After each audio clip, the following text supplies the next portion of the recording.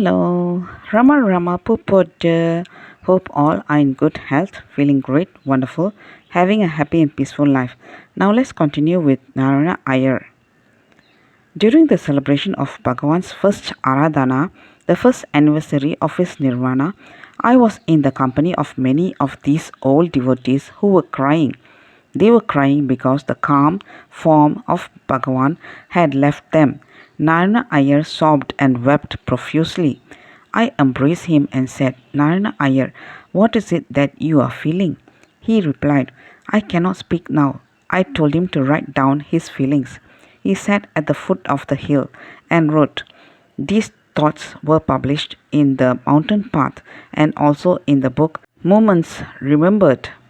The following is the moving account of what Narayana Iyer wrote on the occasion of the first anniversary of Bhagavan's Nirvana.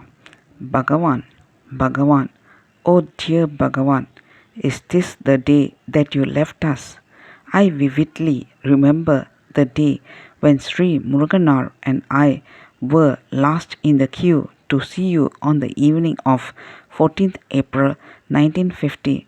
Can I, like Saint Manika Vachakar or Saint Tayumanavar, exclaim that my hair stood on its end?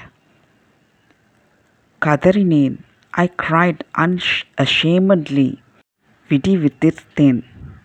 I wept in spasms of uncontrollable breath. My friend Muruganar and I were the only ones when we saw you.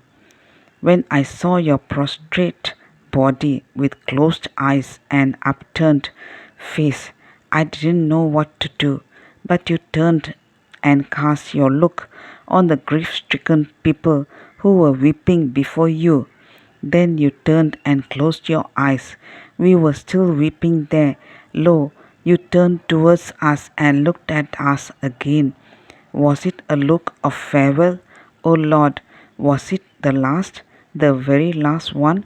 The recollection of your consoling words? Where can I go? I am here, are the words of eternal wisdom that have sustained us.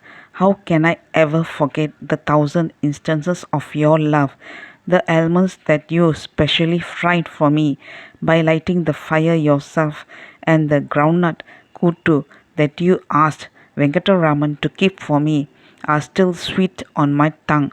When my friend Professor G.V.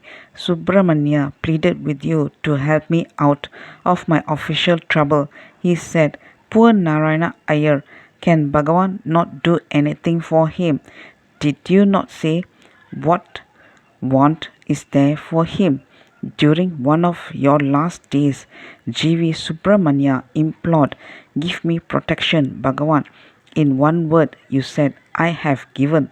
At that time, you saw me linking my arm with his, implying that I too was joining in the quest. Countless are the instances of your grace to me, Lord. How can they go in vain? How many papers I have written that are smudged with tears. My obeisance to you, Bhagavan.